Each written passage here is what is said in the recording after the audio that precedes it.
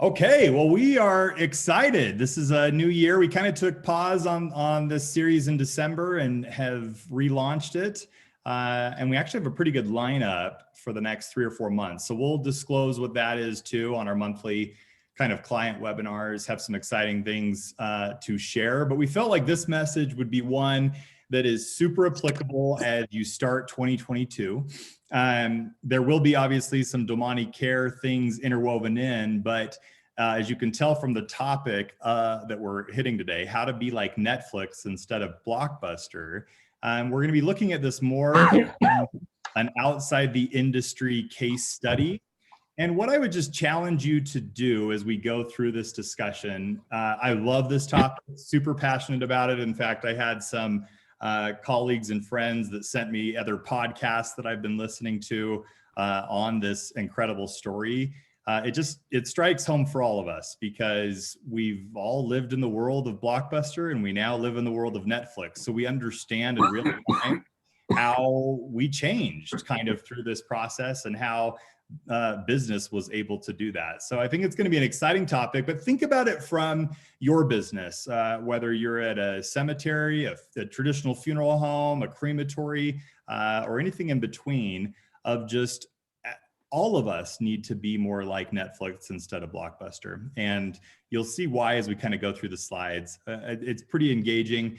If you have questions along the way, feel free to put them in the chat. And Caden, I'll just have you monitor the chat since I'm not going to be looking at both simultaneously.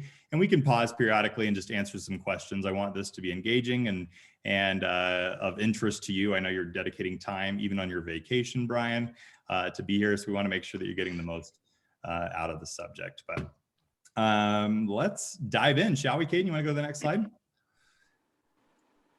So this is what we're going to hit. We're going to talk about what happened to Blockbuster. We're going to talk about what did Netflix do right. We're going to talk about how we can learn from this in the funeral industry. How can we be more innovative? And what problems or issues are you experiencing currently that you could learn from? And that really is where the knowledge here is, just awareness of problems often lead to opportunity. They present themselves an opportunity for you to do something different. And that's the beauty of it. We've kind of got a crash course on that over the last 2 years with this pandemic.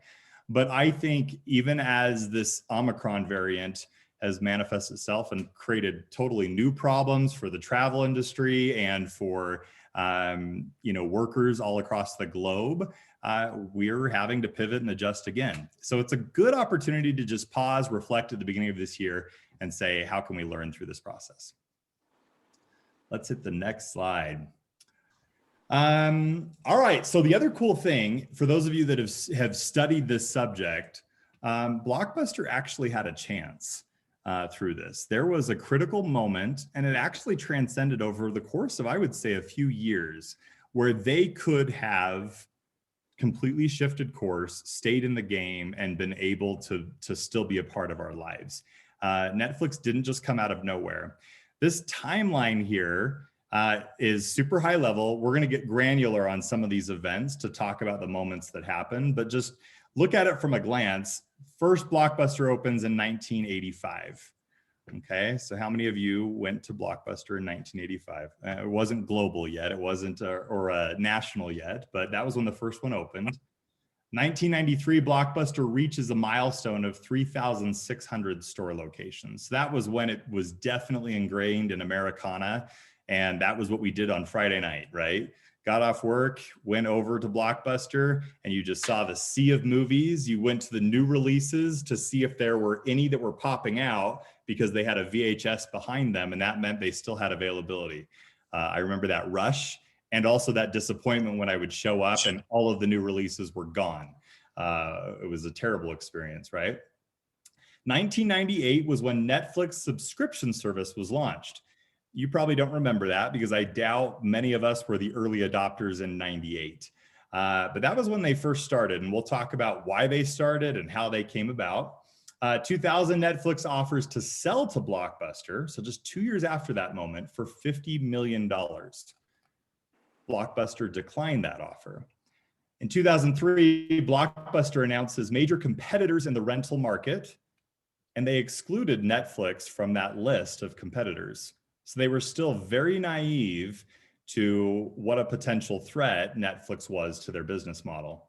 2004, Blockbuster market peaks at 5,734. So it's interesting in that 2003, 2004 gap, they still had pretty strong egos, I think, because they were going from 3,600 locations to 5,734.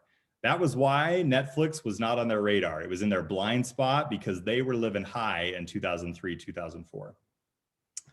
In 2007 is when the game really changed. And this may be when you jumped on the Netflix bandwagon. And that was when Netflix introduces an online streaming service, probably the first of its kind. I don't know that any of us knew what streaming services were. And as you look at 2022, I subscribe to a lot of streaming services now. The game has drastically changed and streaming is there, and Netflix was one of the pioneers. 2010, Blockbuster files for Chapter 11 bankruptcy. 2016, Netflix gains worldwide access. And then as of 2020, and I think even still to this day, there is one Blockbuster store location that remains in the world. Anyone know where that location is? No one knows? It actually is in the great state of Oregon. And I chuckle at that a little bit. I lived in Oregon for 5 years, just outside of Portland. And if any of you have seen the TV show Portlandia, which maybe streams on Netflix, I don't know, but the whole theme song is "The Dream of the 90s is alive in Portland." And I think that having a Blockbuster location in the greater Oregon area is super fitting for the culture that exists in Oregon. So kind of cool. All right, so let's dive in to how Netflix even came about. And again, as we go through all these examples, I get funeral service is different from movie rentals and streaming services, but I want you to think about the same methodology that Netflix used. Maybe look at outside influences that are trying to come into our industry, but also think about the problems that might exist in your world today that somebody could solve and change the game. Just be thinking about that.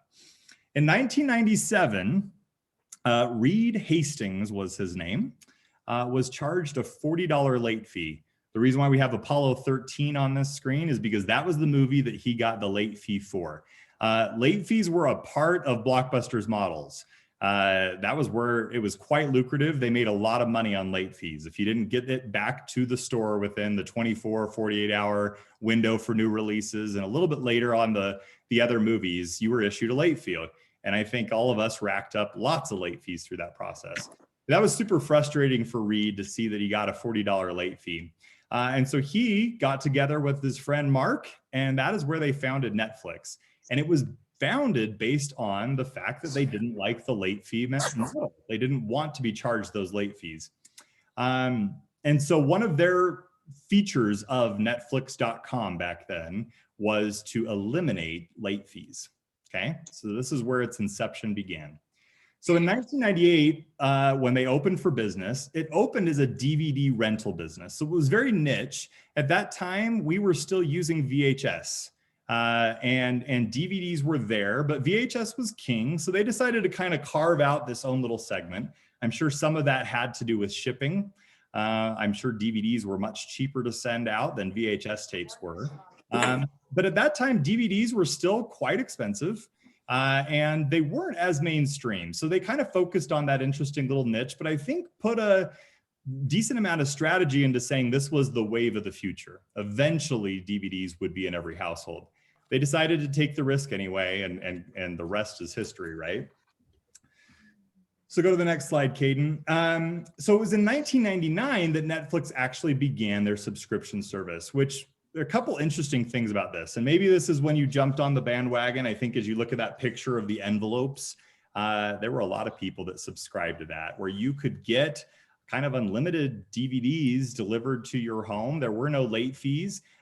You paid a $16 a month subscription fee at that point, which to me is insane. I wouldn't pay $16 for a streaming service or for a subscription service in entertainment right now. But then I guess it was kind of the methodology of it's cheaper than one DVD a month if you were to buy one. And again, we were dealing with the physical DVDs in that process. But this is how it was launched, and that was where they were at. And I think there were some problems with the model at that point. I think obviously the unlimited DVDs could be quite costly if somebody had an exorbitant amount of DVDs. And then also the cost per month was probably a barrier of entry where some consumers kind of said, I'm not willing to pay $15 a month just yet. So flash forward to 2000, Netflix was earning money. I mean, they had 5 million in revenue, but they were not profitable at this time. They were definitely reaching a lot of strains in their business model. And simultaneously, when you look at Blockbuster had revenue of $4.5 billion. So drastically different in that scenario. Netflix had something of substance. It was interesting, it was innovative, it was new, but they were in a bind and they knew that Blockbuster was king. And so that was when they knocked on Blockbuster's door and asked for some help. And during that year, so we talked about the $15 million in revenue, Netflix actually experienced 58 million in losses in that year. So they were in a really tricky scenario. And Blockbuster had this opportunity, but I think they looked at the valuation that was associated, which is that on this slide, Caden? I think it was on the timeline slide. They were asking for $50 million, I think, is what Netflix was asking at that time. Anyways. Yeah, that's correct. Yeah, so 50 million is what they were asking for, and Blockbuster turned that down. And I think you could look at that and go, okay, yeah, Blockbuster, like you have $4.5 billion in revenue, like you're pretty legit. Do you really need to do this? And so you can see where the ego came into play and where they just didn't see this as a potential threat. In hindsight, this was a pivotal moment. When you look at the story of Blockbuster and Netflix, it was in this year that I think if Blockbuster went back in time, they would have done something different. So let's pause for a brief second and again, get yourself into the mindset of funeral service. And if you're a location manager or an owner and you're thinking about it, I remember Caden, I think, was with me. We were at a state conference. I believe it was in Minnesota. And I remember I had a conversation with an owner. And we were talking about just Domani care at that time, and this was early on. And at that point, it seemed kind of edgy to text families. That was something that some prospects, some people just couldn't get their head around. They thought, no, our families still want cards. Our families want this, that, and the other. When we talked about Google reviews, no, our families in our community, they're always going to go with us. You know, we've been around for 5 generations. They're always going to come. So when I look at this example of the Netflix versus Blockbuster, anytime we say that the consumers will always do something and we speak with such absoluteness, I think is an opportunity for us to really look internally and say, is that the truth? And do we potentially have blind spots on? And do we maybe have too much of an ego that's keeping us from seeing the future of where this is going? It's so crucial to look to your consumers, find out what their needs are, what their wants are. We are huge champions of funeral service, but innovation within funeral service is going to be absolutely crucial for funeral service to stay as relevant as it is today and to be the center of communities that we feel like is their place. So it's important that we think through that and that we don't have kind of our egos or our blind spots on. In 2001, DVD players became more popular. And it's funny how electronics go through cycles. Do you remember when flat screen TVs used to be just an arm and a leg, and now you can go find one for like $2.99 at Walmart? DVDs kind of went through the same cycle. They were massively expensive at the beginning. And then as time went on, they were finally affordable. And then when that happened, people bought into it, as you can imagine. A DVD with a teeny little screen. And back then we were still using CD players and you could put all your DVDs in one case instead of having just shelving dedicated to all your VHS cassette tapes. It was very intriguing. Not only that, but the production quality was better. Who remembers Blockbuster Be Kind Rewind? Remember when we had to rewind our VHS tapes if we wanted to watch them again? And you had those machines where you would push it down and it would rewind it as fast as possible. those issues all went away with DVDs. It was really awesome to be able to use this technology. So Netflix was right there at that time. They had already invested in it early on, but they made DVD rentals incredibly convenient. And 2003 was a milestone year for them. I would love to know what happened in that 2000 to 2003 window. They were, just spending cash like crazy and not generating a profit. That had to be massively scary. But whatever they did through that period, they stuck to it. They figured it out. And in 2003, the tides really started changing. It was their first profitable year for Netflix. And the company also crossed the 1 million subscriber mark this year in 2003. So Blockbuster, they're no dummies, but they're maybe a little bit slow. In 2004, they finally decided, hey, maybe Netflix is onto something. And they decided to launch a Netflix-like online DVD rental platform. They abandoned at that time their unpopular but lucrative late fees for overdue rentals, which I imagine that was a huge risk on their part. They kind of were probably forced into that because that's what the external market demanded of them. But that was a big part of their financial model, was late fees. So all of a sudden, when you take that away, but on top of that, when you look at this diagram here, and this was one of their early iterations of how they were going to compete with Netflix. I don't know about you, but I looked at that and I'm super overwhelmed by that pricing strategy. What package should I choose? The total access, the Blockbuster by mail, 3 DVDs, 2 DVDs. I got to assess how many am I going to actually watch in a given month? Do I do the 1 DVD at a time? It's quite overwhelming through this process. But kudos to them for at least trying, I guess. They knew that the trend was there. But was it a little too late?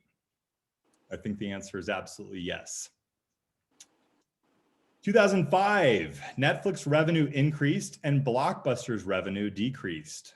So this was a pivotal point. Netflix was shipping 1 million DVDs daily. Customers were now inclined to order DVDs online. It became part of the culture.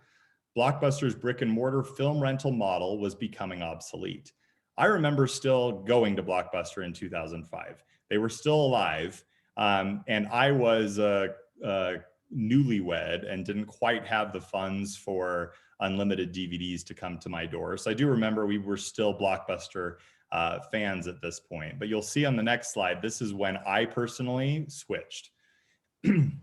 Well, maybe not right at this point because I wasn't a big fan of black and white movies, but you'll get what I'm saying in a second.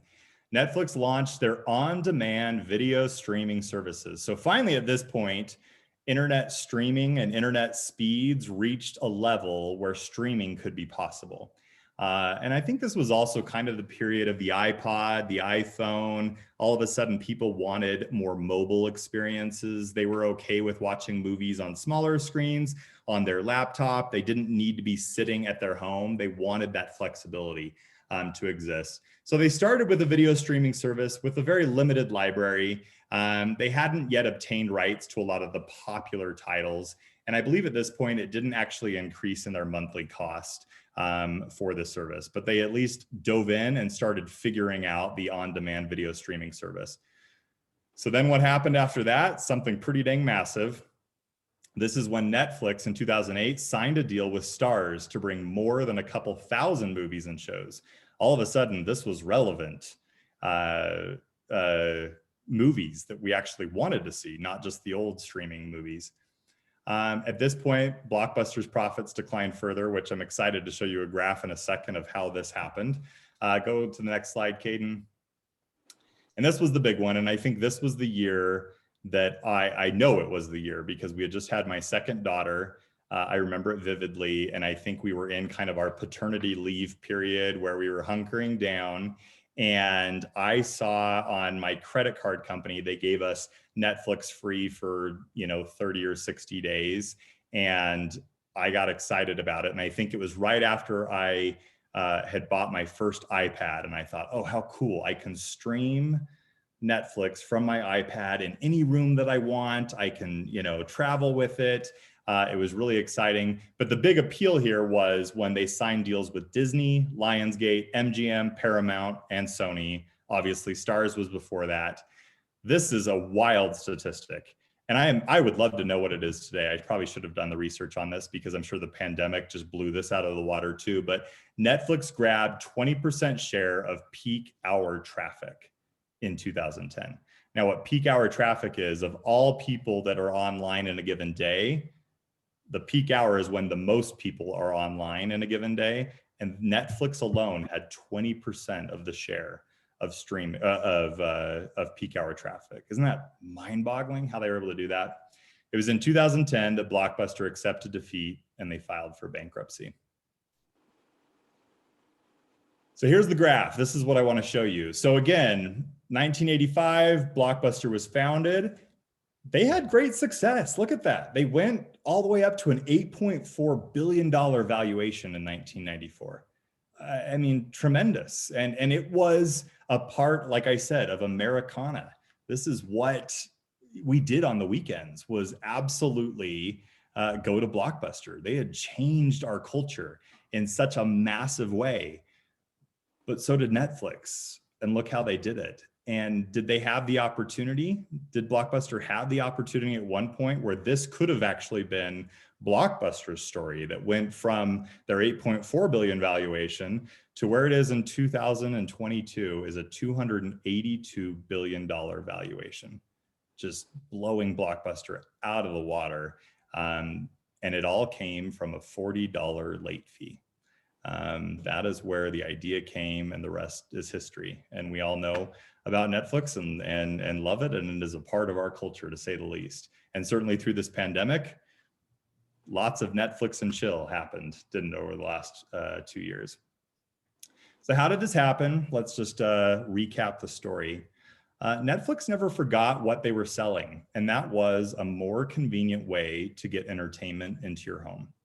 That was really a big part of their model. So you need to ask yourself that same question.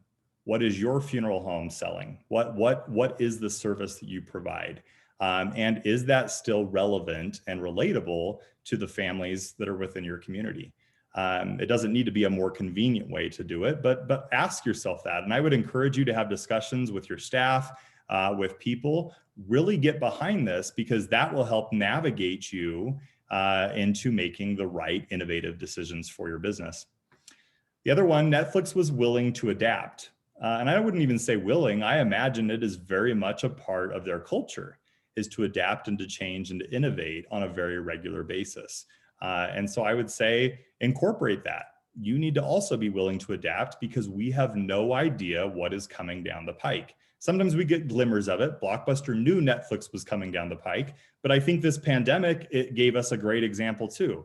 We have no idea when all of a sudden things could change so drastically in a 30, 60-day window. And is your business teed up and ready to handle whatever things get flown their way? You need to be able to be nimble and be able to adapt. They figured out that how to make DVDs by mail work, and then they decided to pursue the future either without either DVDs or mail, right? It's streaming, which was incredible. The other thing too was that Netflix, I'll go back one, Caden. Netflix put customers first. The company was founded because of a customer annoyance, a $40 late fee. And we're going to talk about this at the very end of the presentation, but I am just such a fan of data and listening to the voice of the customer. I think that that is so crucial, and hopefully you feel that too, especially through the DomaniCare service. Where does that data come from? Well, it comes in the text message transcripts that you likely read and or help respond to. Those are little windows of opportunity. The second thing, if you're not doing our survey program, we do short form SMS text messages where you can customize the questions of 6 to 8 questions. And you can send those out also. And we have a whole dashboard built out that will give you that data. Listen to the customers and put them first. And if you glean insight, that will help navigate some of your business decisions to say, do we need to pivot? Do we need to take a risk? Do we need to make a better experience for the customers, regardless with what is going on in the world? Be thinking about that. All right, Caden. So what did Blockbuster do wrong? And I think, again, ask all of ourselves this question. We don't want to repeat history. If anything, the hope is that we learn from Blockbuster's mistakes and that we make sure that that doesn't happen to us and to our business as well. Blockbuster was blinded by its own success, and its arrogance led them to not see changing consumer preferences and competition. I look back at that of just when they had put out that competitive analysis and they didn't even list Netflix as a competitor. And that was after Netflix had already approached them about potentially having Blockbuster purchase them. They just didn't view it. They didn't see it. And it was because at that point they were adding stores like crazy and things were really, really good. They just did not see the future of where that was going. The irony is that Blockbuster failed because its leadership had built a well-oiled operational machine. It was a very tight network that could execute with extreme efficiency, but poorly suited to let in new information. And that was the way they ran. And sometimes that happens, right? You get the well-oiled machine and it's working and it's chugging, and you just think, let's just keep putting more and more fuel on that well-oiled machine. And look, there's times for that. And obviously Blockbuster was moving in that trajectory, but you can't focus solely on that. You need to still be looking at other outside influences that are there that could impact that in the future. So how does this apply to funerals? How can we all be more like Netflix? This is certainly something that we try to do at Domani, but I think ask yourselves these questions as well. Like any industry, the funeral industry isn't immune to innovation.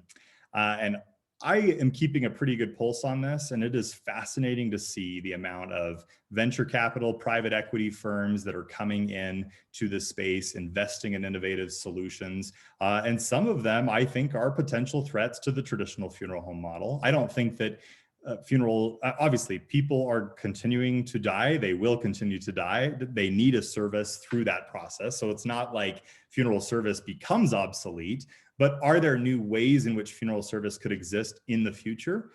I think you need to ask yourself that question and keep a pulse on your market and what is there and what is your sweet spot. The most dangerous words for a business are, quote, "We've always done it this way." So just be honest with yourself. Have you asked that question? Have you heard staff say that periodically when you've tried to change and innovate a little bit?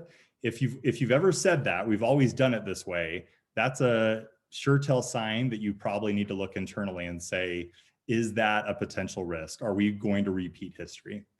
As business owners, we make the same mistakes as Blockbuster. We focus on today's issues. We focus on today's business model. We need to focus on innovating our business model to capitalize on upcoming trends.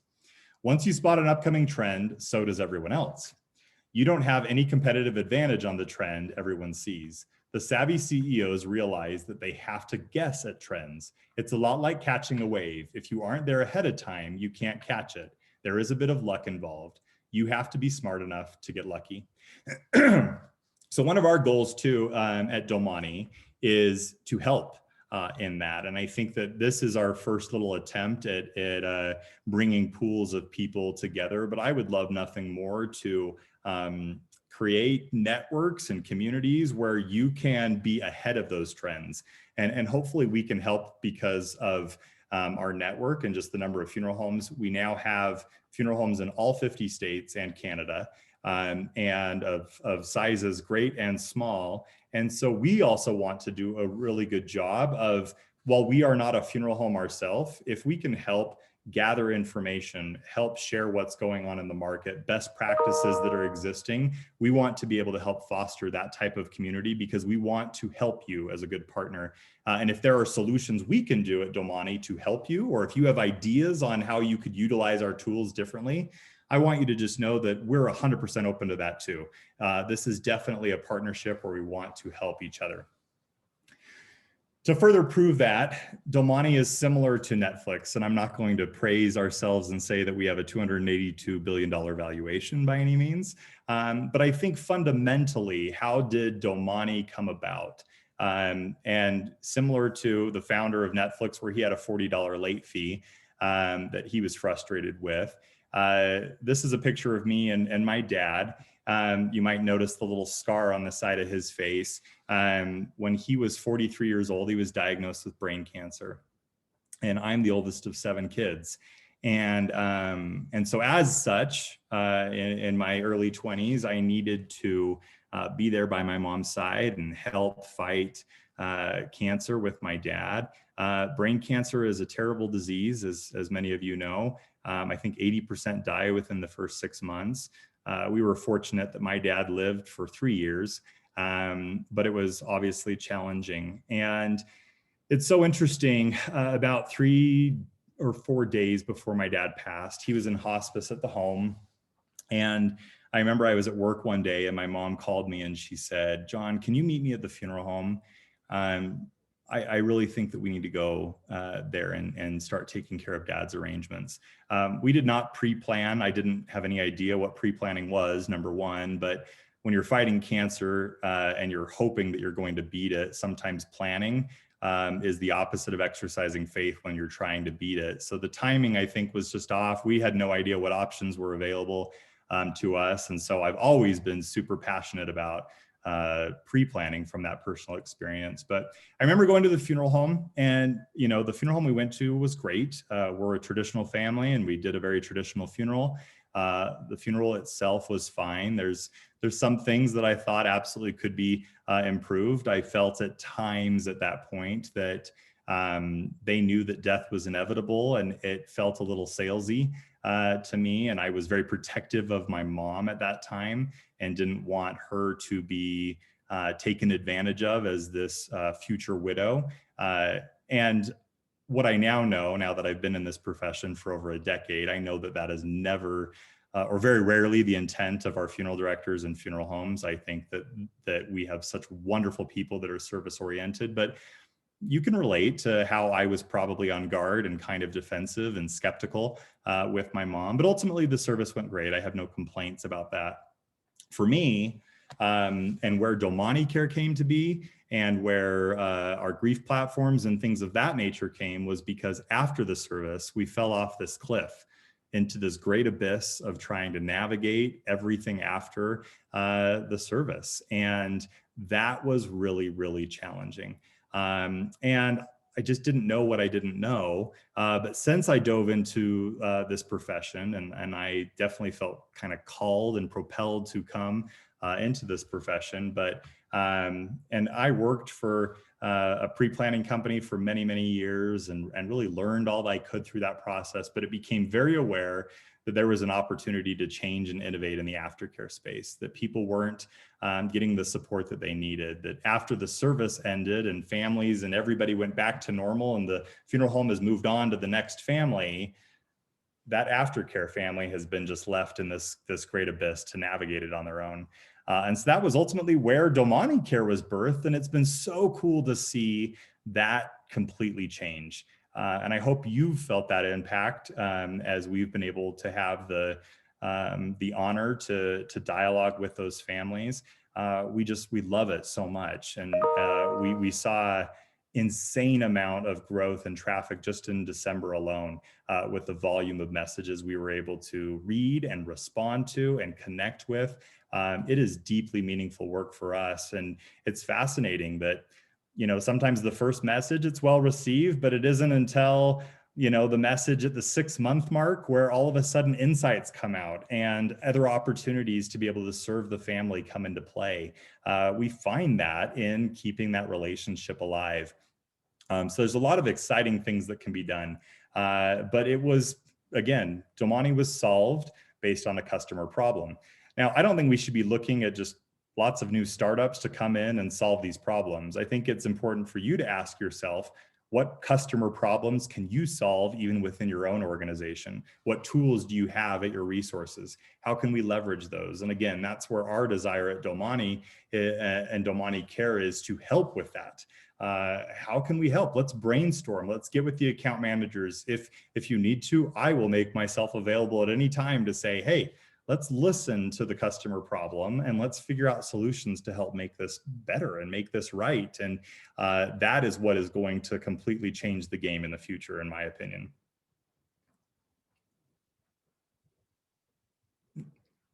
So at Domani, two things I just want to share. You may know this, you may not. This is our purpose statement. We wrote 3 years ago in January, so it's been almost 3 years to the date. We were a very small team, under 10 employees at that time.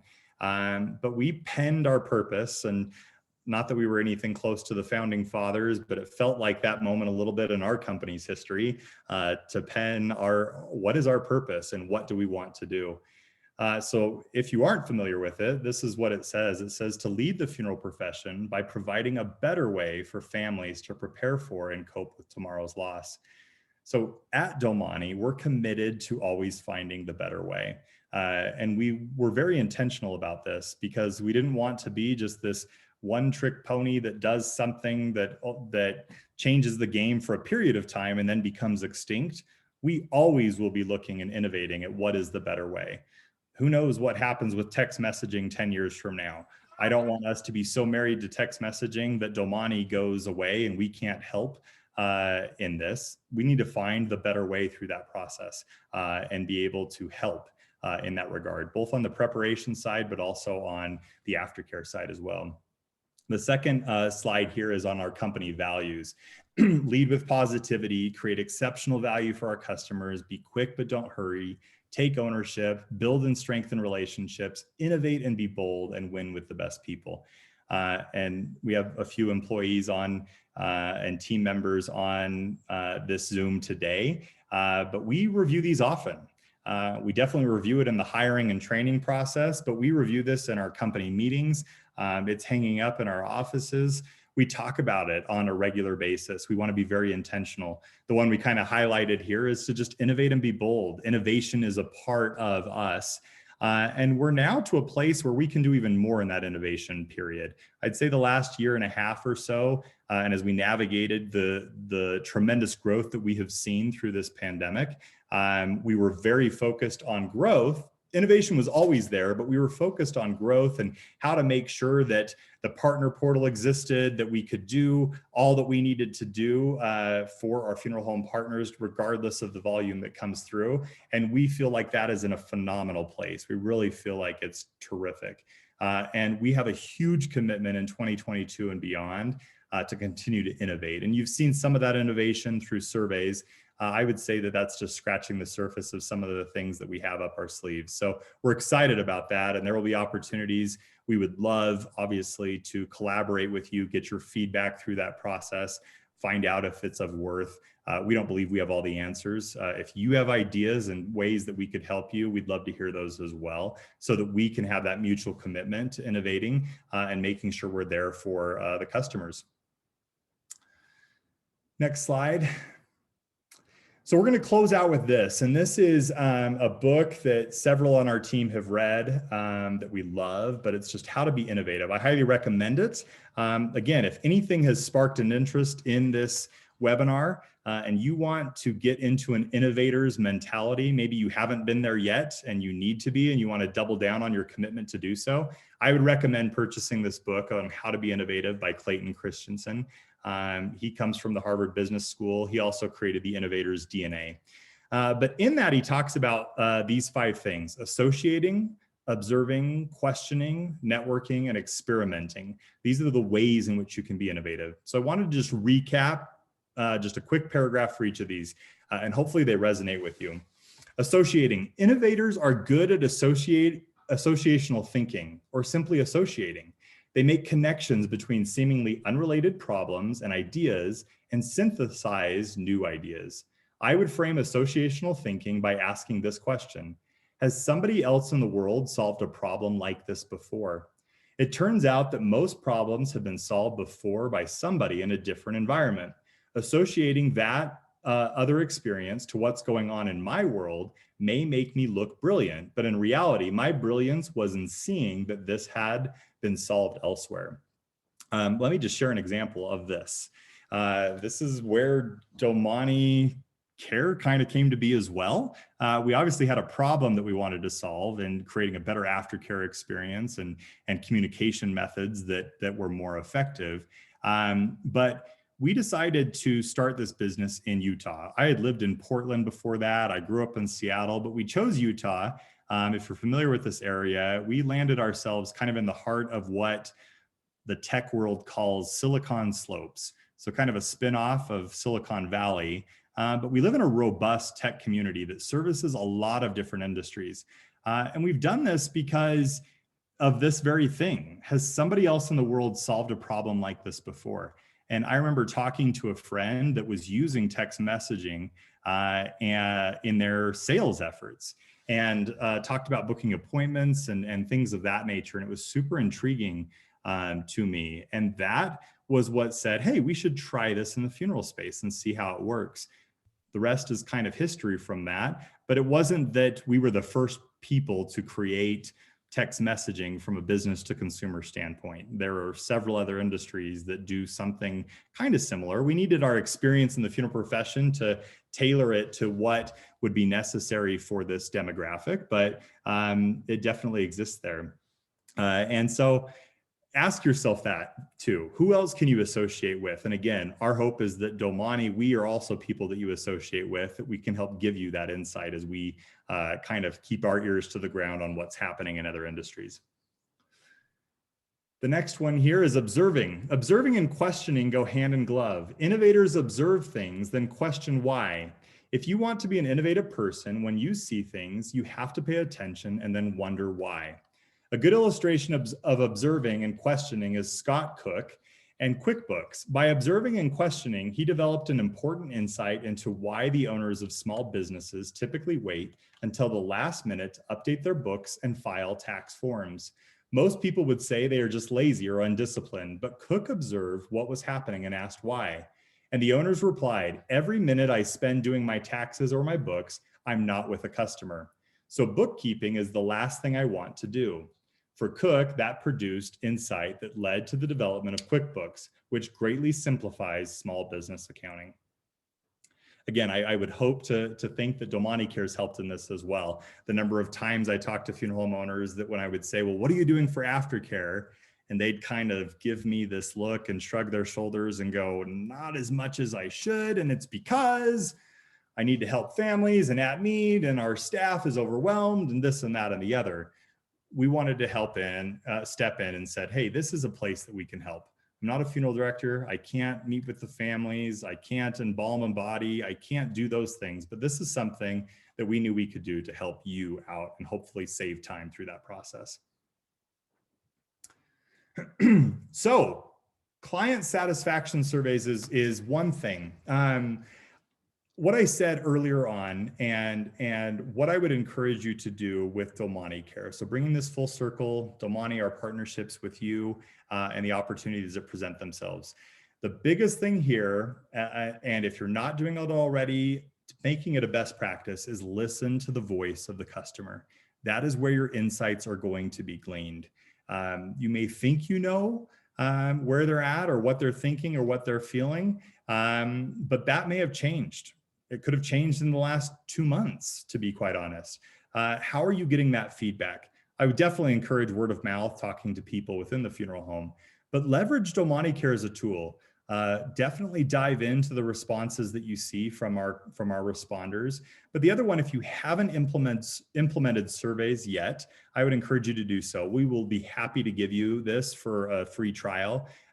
For a period if you'd like to just test and experiment, but we can customize the questions that you ask. And I would encourage you to collaborate with your account managers and say, hey, this is what I'd like to find out from my families. And you can change that, but through that, you can have open-ended questions, you can have yes/no questions, you can do sliding scale questions. There's a lot of opportunities that are there. But this will give you insights to help guide your decision as you take on that risk. If you decide to go down the path of innovation to say, hey, I want to test this and try to do things a little bit different this way. The customer's saying this, maybe we need to pivot and do that. My hope is that our solution through Domani Care definitely gives you the insights that you need to give you greater confidence to make those business decisions. That's what a lot of these tools are definitely for. So definitely use those. That's a plug for that, but reach out to your account manager or myself if you'd like to get started on that type of a program and try to explore that. The same thing is in Google reviews, and whether they're generated by us or they just come organically, however the case may be, read those Google reviews, the good and the bad. Insights are there. Listen to what they say. Don't get so emotionally attached to it. Definitely look at it and say, what can I learn from this? And how can I make the customer experience better? As you do that, you have a high likelihood that you are not only going to stay in business, but that you will grow your market share, both now and in the future, which is tremendously exciting. This next one is networking. Networking is a skill that innovators use to identify and develop ideas by spending time with a diverse group of people with different backgrounds and experiences. By engaging with others, innovators increase the probability that they are going to gain useful insights. Again, just stating this is one of our goals, and we're going to continue to put emphasis on this year. We have such a tremendous network of funeral home owners across the country. We have some that I view as innovative. We also have some that I view as not very innovative, but I would love to help all of them. And so our hope is that this year we can put further emphasis on networking and connecting you to other professionals so that ideas and best practices, certainly as it relates to using DomaniCare's tools, definitely emerge. Not all funeral homes are using it exactly the way. There are differences, and we do have groups that are testing and trying things. As we glean that insight, we want to turn around and share that. So one of our future webinars will be actually hopefully highlighting some of those accounts and letting you ask questions of them directly of how are you using this, how did it work, and sharing those best practices. So we have a strong commitment to this as well. And then I think this is the last one, maybe there's one more, but just experimenting. Innovators are constantly experimenting. The critical insight here is that for whatever reason, when God created the world, he made data only available about the past. As teachers at Harvard Business School, we're trained to nail students to the wall if they ever make an assertion in class discussion that is not backed up with data and evidence in the case. So our students come out of here with this elevated respect for data-driven, fact-based, analytical decision-making. And I am a huge fan of this as well. Sometimes you can throw spaghetti at the wall and some things stick and some things don't, but you are far more likely to succeed if it is backed by data. Again, we're helping compile a lot of that data with you, but this is definitely something that is hugely important as you experiment. The problem is that data are only available about the past. If you're trying to be innovative and you have this data-driven mindset, you can't go forward. So experimenting essentially says, I don't want to wait until somebody provides data. I need to get out there and create data. So in this instance, that is absolutely true. Experimenting does give you that data. And so you can pilot test. And sometimes you could experiment with a small sample set of the families that you serve, maybe different time periods that it could exist there, et cetera. We will continue to do this as well. But if you want to take ownership in that, this is a really exciting opportunity. I would encourage you to experiment. If you haven't changed things up in that regard, maybe look at it and say, what things would we like to test and try in 2022? All right, and next, that was the last one, which is fantastic.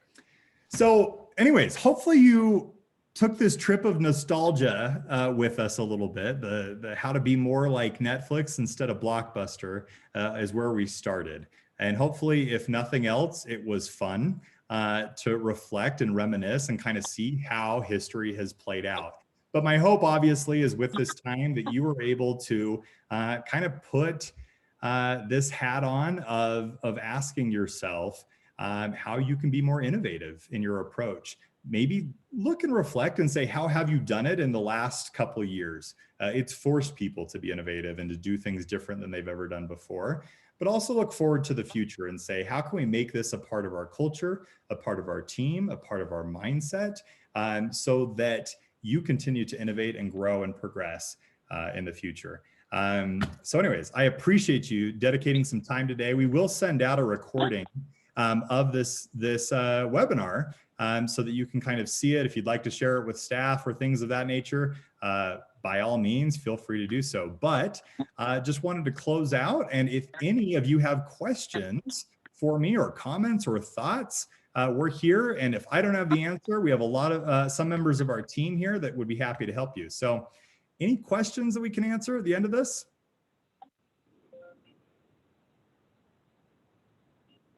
No questions? That's okay. Well, you have my contact information here on the screen. You have the contact information of your account managers. Please reach out to us. More than happy. I will accept text messages, phone calls, emails. We want to be as accessible as we can to you.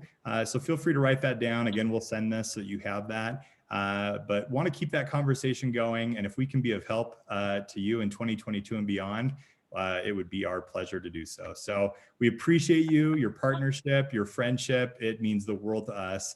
Hope you're having a great January 2022, and let's make this the best year yet. Enjoy the rest of your day, everybody.